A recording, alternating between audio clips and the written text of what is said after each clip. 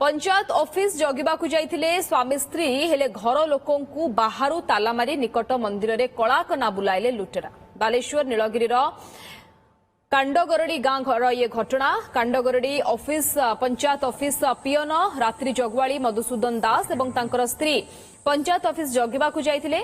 ले रात्रि जगवालींकर घर बाहरु ताला पकाई निकट मंगला मंदिररू लुटी नेले मांकर अनेक अलंकार। निजर पुओ झियोंक पई गहना न करी मांक पई अलंकार करथिले मधुसूदनकर परिवार। ले समस्त गहना काढी नेछंती लुटेरा। केवल गोटिए मंदिर नुहे निकट संतरागड़िया रामचंडी मंदिर लक्षाधिक टंकार सुना गहना नहीं जाइछंती चोर। मंदिर रे चोरी करुथुबा बेले जानि पारिथिले मधुसूदनकर परिवार लोके हेले बाहरु ताला पड़िथिबारु काहाकू डाकी पारि नथिले। मामला रे ईश्वरपुर फांडी पुलिस घटनास्थल रे पहुंची छानबीन जारी रखिछि। 80,000 पाखापाखि जाइछि आ।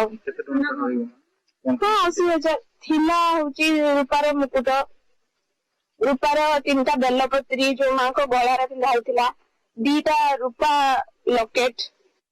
आमे पंचायत थिले जाइथिले जगिते रातिर देखिला छुआ माने घर थिले बो पो 2टा सब घर थिले आम मंदिर चोरी हला एपार चाबी माने कड़ा झिंझिरे गले देके एपार जिंदे भारी न पारे सेरे कर देले।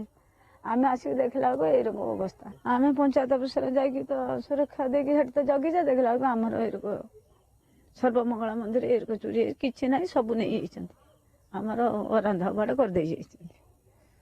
कई दिन व्यवधान भितरे पुणी थरे नीलगिरी थाना अंचल मंदिर सीरीज लुट। पूर्व थर ठाकुर मुहरे कला कपड़ा घोड़ाई मंदिर में कଳାକନା बुलाई देथिबा बेले एथर घर लोकंको ताला मारी मंदिर में कଳାକନା बुलाई दैछथि चोर माने। तेबे पूर्व घटना रे पुलिस एजाबता टेर पाइनेता बेले ए घटनार पर्दाफाश केबे हबो ताको अपेक्षा। नीलगिरी विशंबर दास ओटीवी।